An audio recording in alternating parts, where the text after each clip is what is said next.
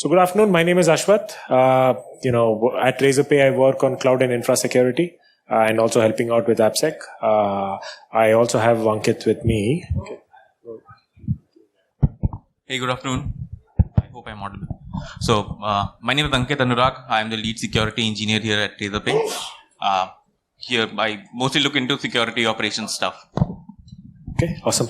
So, before we do anything, right, I think today we'll focus a little bit on what exactly is bug bounty, like what's the typical workflow of a bug bounty hunter. We'll start with the story, kind of talk about the basics of what, would happen behind bug bounty and how exactly to prevent against it, right? The lessons we learned and how did we automate, how did we set up the framework and so on. Okay. We started on HackerOne about a year ago, and for 9 months we were running in private mode. And what happened was one of our co-founders, Harshil, he was big into security, right? Apparently, during his college times in IIT Roorkee, he was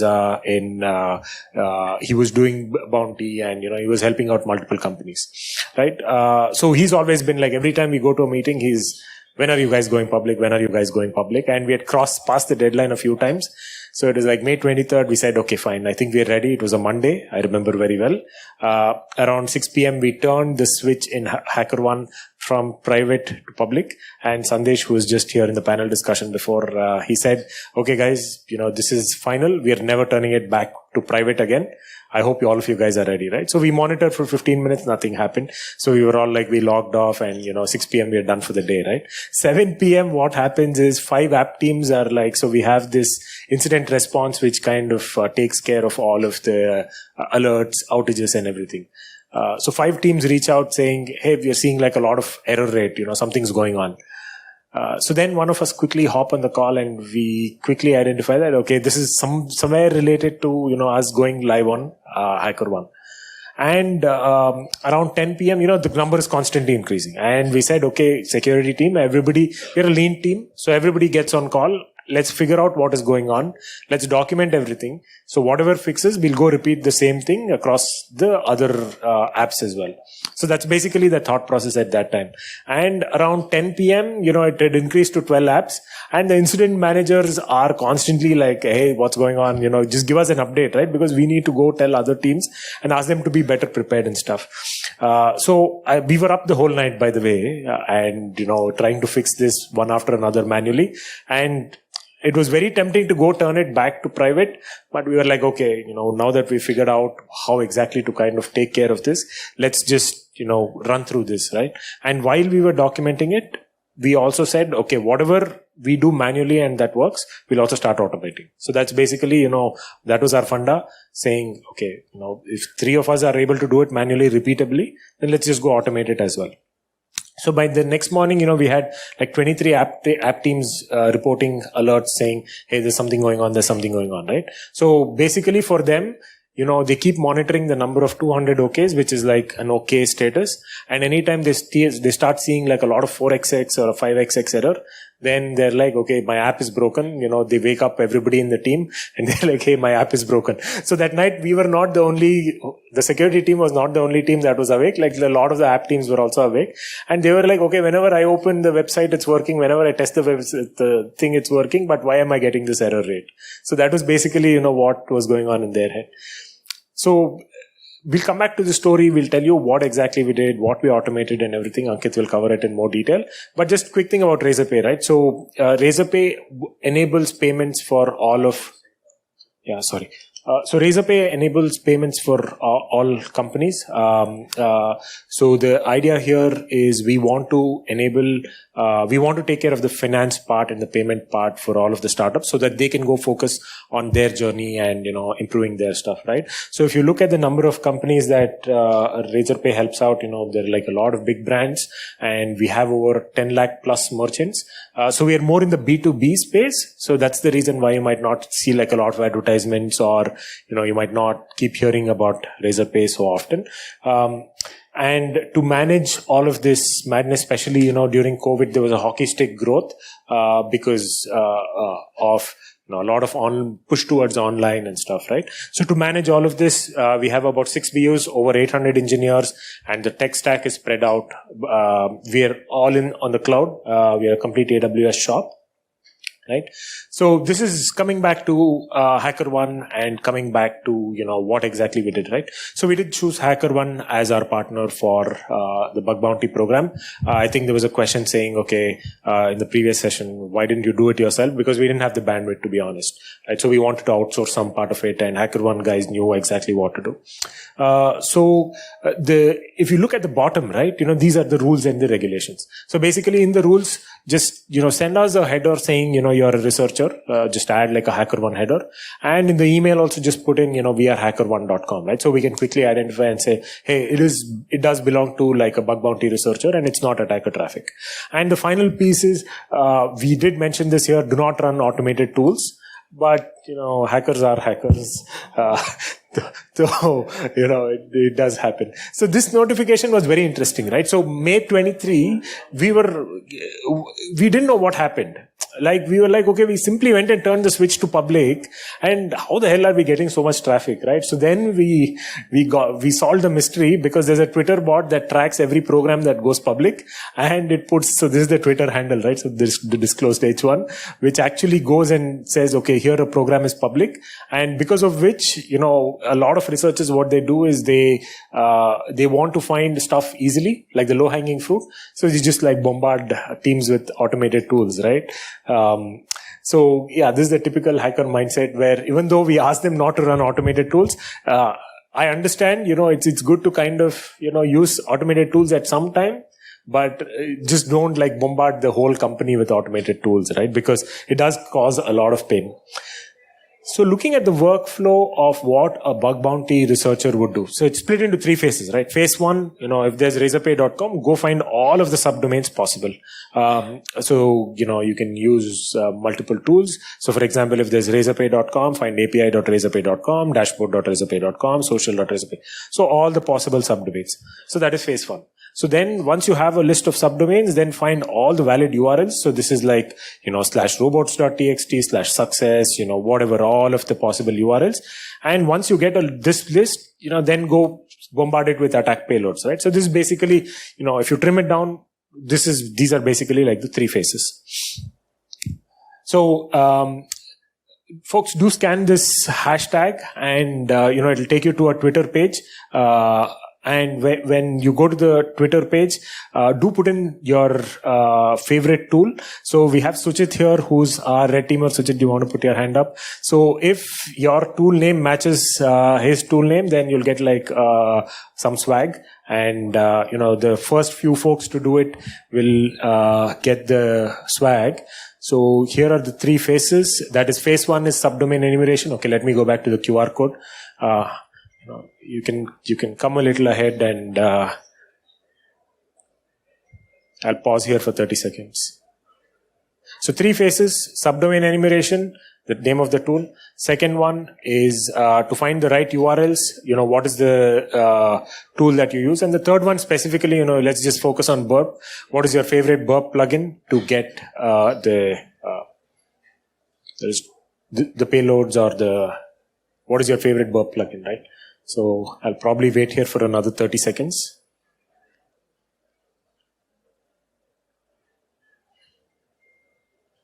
All right. So that should take you to my Twitter thread, and just reply on that. So, okay. Did it work?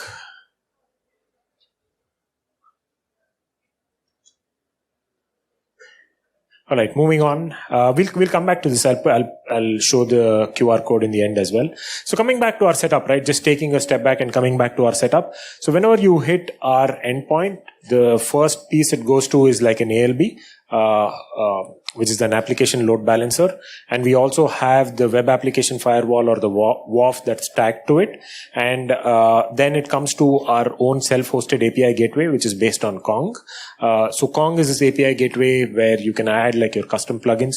So we have our authentication, authorization, rate limiters, and a bunch of plugins that's hosted in the second piece. And then finally comes the microservice, right? So now let's look at what would happen in the backend whenever, a person sitting on one machine sends like a bunch of traffic, right? So approximate number of domains, let's assume it's 500. And, there's a payload list which is about 10K. And, for each of the valid URLs, let's say you send 5K payloads, right? So the system gets overwhelmed with 2.5 into 10 to the power 10. So just process that number for a second, right? 2.5 into 10 to the power 10 just by the power of one laptop, or whenever you run like a nuclei template or anything of that sort, right? Or whenever you run a chain. So these many payloads hit the system. So let's say, there's a chotu motu microservice which, just gets like a few hundred requests per second. What would happen to that service, right? That is the big problem. So that's why, all the developers think that my application is down, but in reality, it's just bug bounty traffic. And why do the 4xx errors happen? Let's say, the URL is not valid, or, the URL is not, the erroring is not done very well. That's where, this happens. Okay. So just looking at the impact on the microservices, you send all of these requests, let's say the WAF blocks, a majority of them, but still about 500K requests, or 5 lakh requests will get to the application load balancer. And, the microservice will still get overloaded with stuff. Right. So this is kind of the background. So the three pieces are, whenever bug bounty traffic, you'll get like 3 phases. Phase 1 is on the subdomain enumeration. Phase 2 is on the finding the valid URLs, and phase 3 is like the attack payloads, right? So I'll hand it over to Ankit, and Ankit will do like a deep dive on how exactly did we handle the incident, what did the runbooks look like, what automation we put in place, and how to kind of scale it, right? Thanks, Ashwath. So as Ashwath mentioned, this, as the story goes, means on 23rd May, we were bombarded with such traffic of that number. And at the end of the night, perhaps early in the morning, we kind of got a hint of what it is that we will have to, continuously keep on doing right now if something like that happens again. But then we also thought that it cannot be it cannot be a part of our BAU activity. We cannot we run a very lean security team. So what we have to do is we have to go back to the drawing board and then perhaps see what are the things that we can control out of this scenario. So we had this thing clear in our mind that there are 3 phases that will happen each time when an attack or a traffic comes. So how we would now want to understand that if there are any of these phases on which we do not have absolutely no control over, and then if there are anything which we can do to at least stop or at least identify any things that are happening in any of the bucket of the phases. So as you can see in phase 1, it is mostly subdomain enumeration. We did not have much control over who does the enumeration, what tool is he using, and it's basically just a website that you need, and you can run enumeration tools on it, and perhaps it did not need us as organization to do anything on top of that.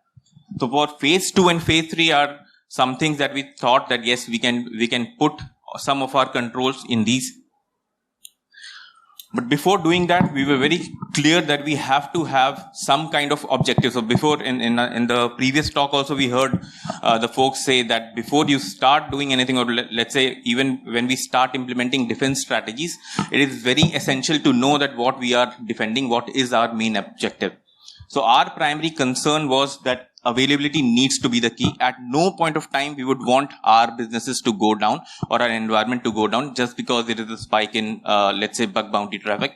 But at the same time, we also had to tread the path, ensuring that we create good experience for the hunters, because at the end of the day, they are also working for our benefit. Whatever they find out is precisely what we need from them.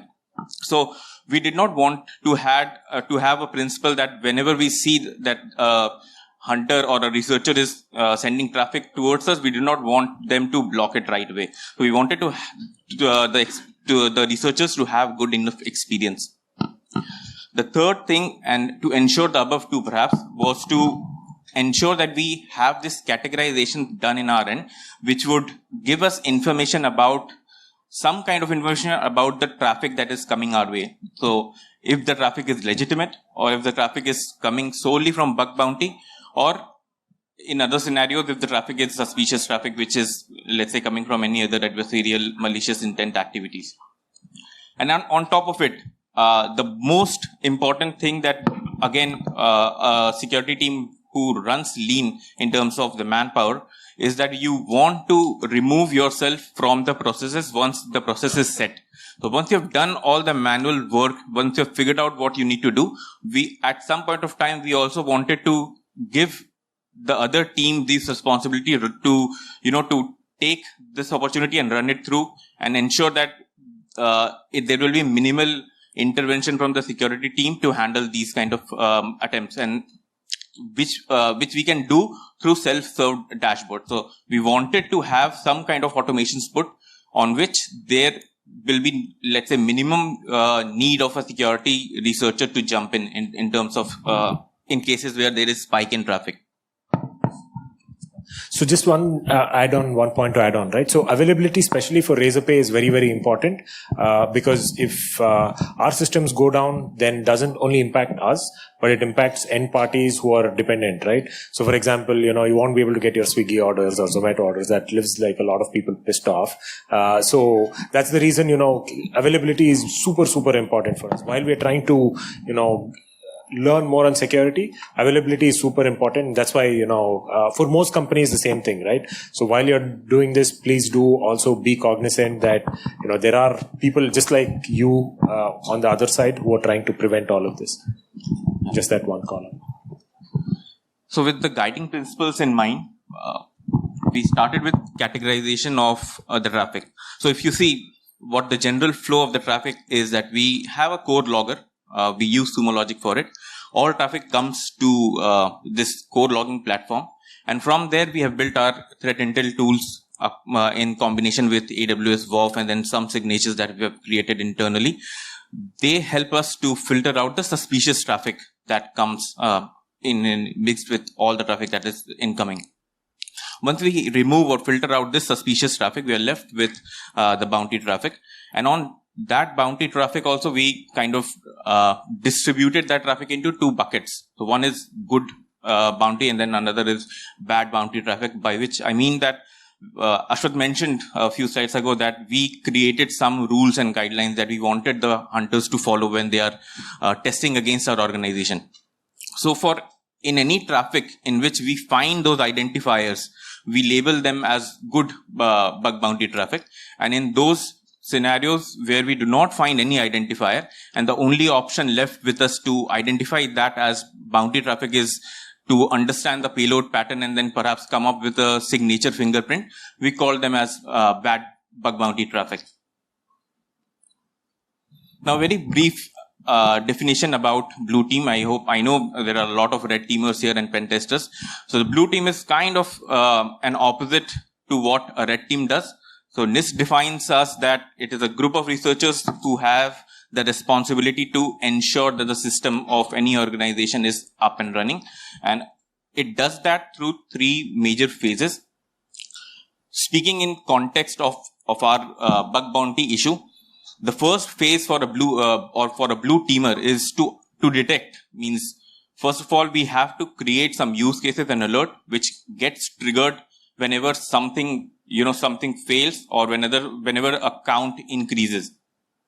Once we have that detection, we would want to remediate it. And then before remediating, we need to, again, talking in terms of bug bounty, we would want to, first of all, fingerprint it. Means, if we have understood that the traffic is coming from a bug bounty researcher, we would want to have some kind of information that defines that researcher in a way that we can take, or we can at least decide that we want to take any action against it or not. So in terms of fingerprinting, we identify the traffic, we identify the IP signatures, we identify the payload pattern. And then once we have done this, it all boils down to answer the question that do we want to take an action against this particular traffic or not? And if yes, then what kind of action do we want to take? So that comes under the remediation phase of a blue teamer. So again, talking about the identify phase and remediate phase. What we did, as I mentioned, we had divided the bounty traffic into two parts. So we also divided the hunters into two parts. We are saying we defined the first part of the hunters as compliant bounty hunters, by which we meant that all those hunters were sending us traffic which had information, which had some kind of identifier information. Let's say they had custom headers. They are using correct in email information. If we find any of the identifier, we say that it is a compliant bounty hunter.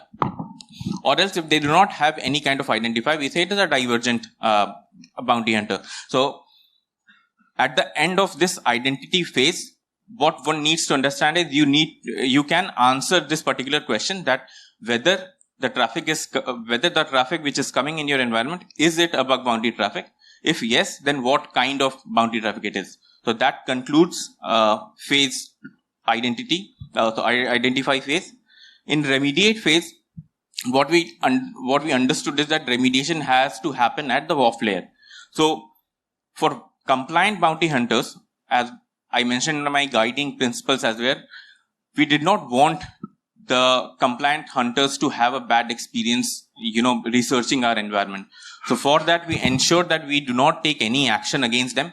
But at the same time, it was very, very necessary to have an internal communication spread out amongst our team, outside the security team, saying that, look, there are some requests that will come in your way and that you'll not find that it is not a logical request, but at the same time, the intent of that request is not malicious, so we'll not be doing anything against that.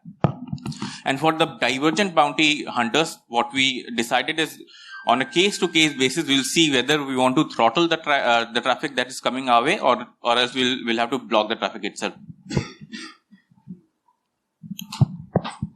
So just adding my 2 cents, right? So while we did the May 23rd attack, it was very simple. The first phase, which is alerting was already in place, where app teams were getting alerts whenever the error rate goes beyond a certain point.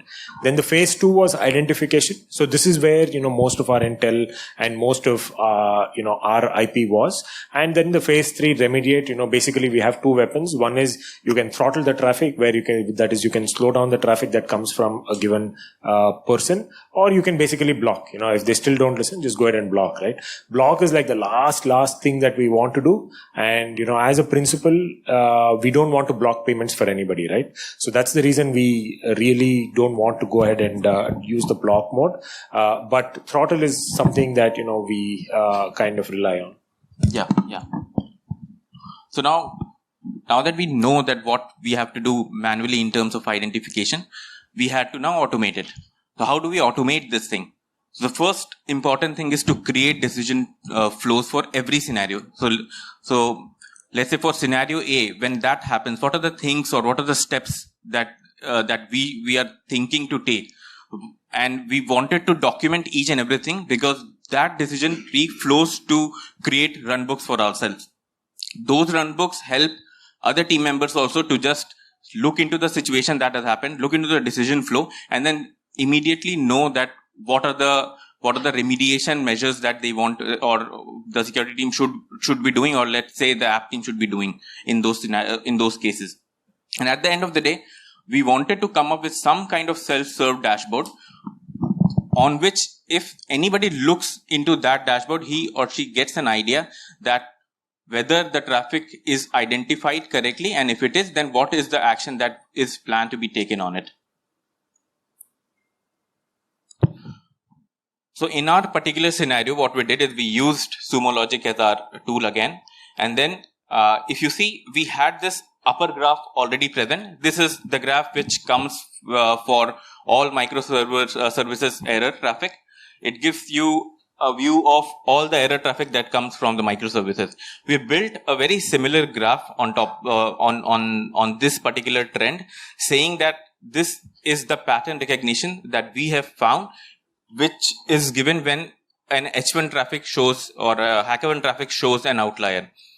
So for anybody who is looking these two graphs in conjunction, the only thing that they now have to see is whether they find any similarity between the spikes that they are seeing. Let's say in the first panel, the spike that comes for microservice error, is it similar to the spike which is from the H1 traffic error? So if the spike is from H1 and there is a similar comparable traffic spike in the overall microservices, it means that the spike that has been caused in the microservices is primarily because of the bug bounty traffic.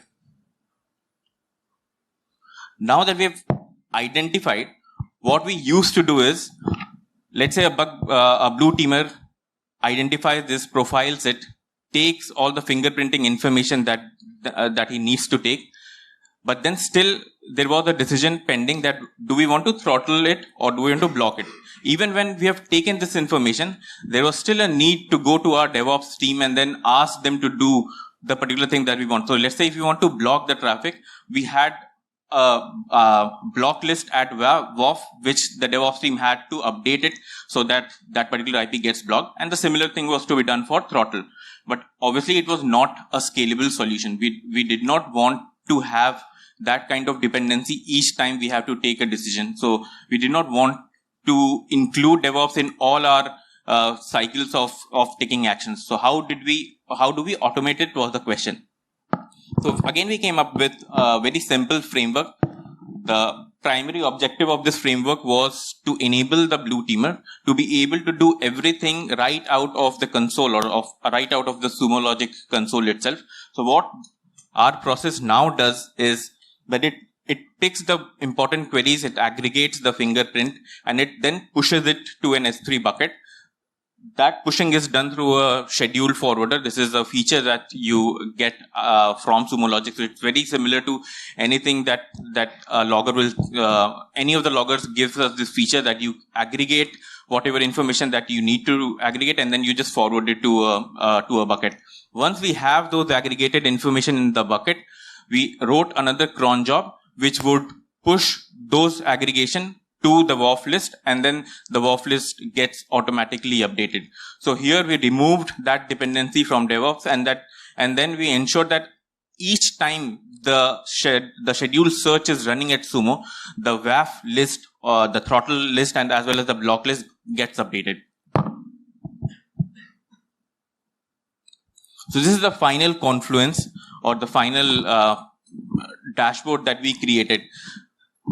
The main idea which drives this dashboard is, irrespective of who is looking into on this dashboard, you will be able to understand or give answers to 3 questions.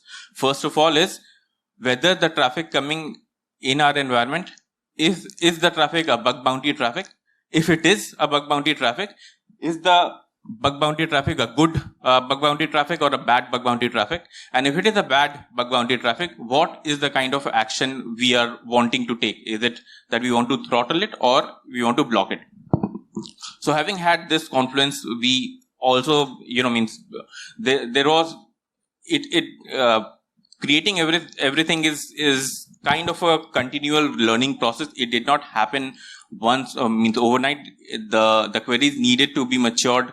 And so there were some lessons that we learned along the way, and then we kept on feeding it back to our original query and making it better and better. So Ashwath will talk more about the lessons learned as well as some key takeaways from the whole activity. Sure. Thank you, Ankit. So just going back to the previous slide, right? So basically this is the money shot. So the reason why this is the money shot is it will give you all the information in one place. So the 2 things that you want answers for, right? So once you see an error rate, a developer would want to say, okay, is this HackerOne, is this bug bounty traffic or no? Right? So that's the first question that they want to answer. If that's the first question that they answer and the answer is yes, then the second question is it a good bug bounty hunter or a bad bug bounty hunter? Should I do something about it or no? Right? So those are basically like the 2 questions. And it'll give you clear answers to both those questions because, if you look at the panel 4, right? The bottom right graph, that'll tell you where the spikes are so they can superimpose with the previous graph and they can take a decision.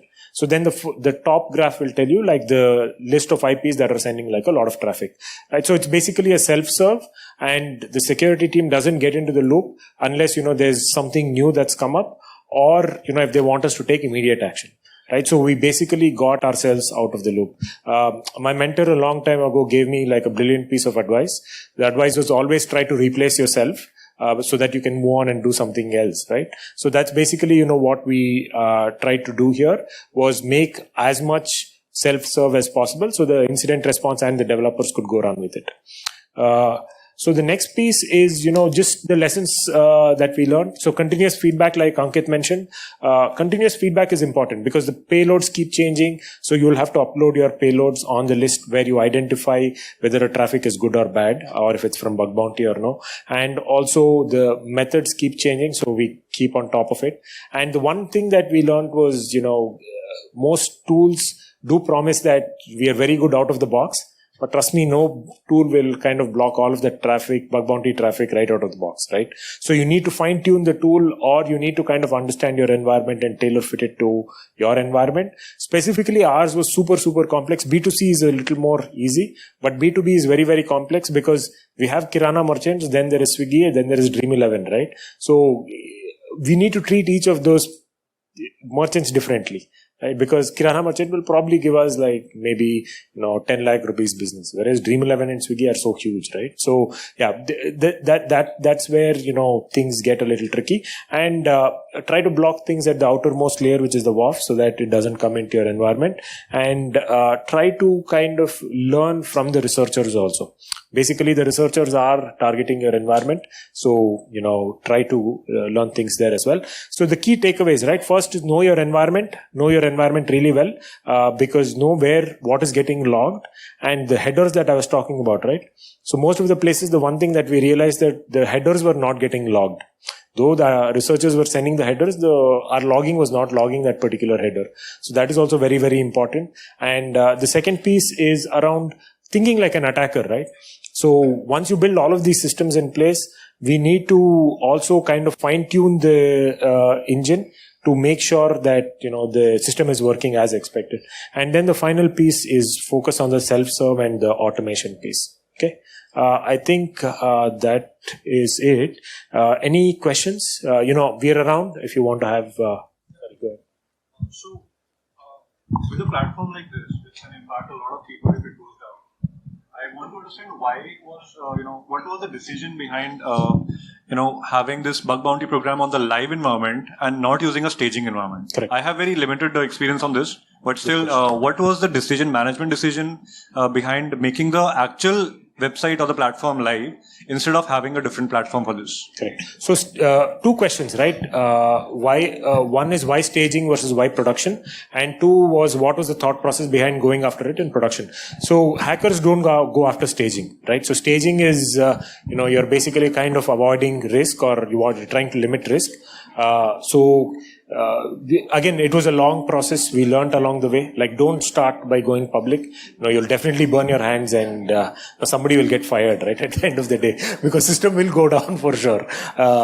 So start small, start with private, then start with private plus UAT, start with private plus prod, then go public. Public is big bang.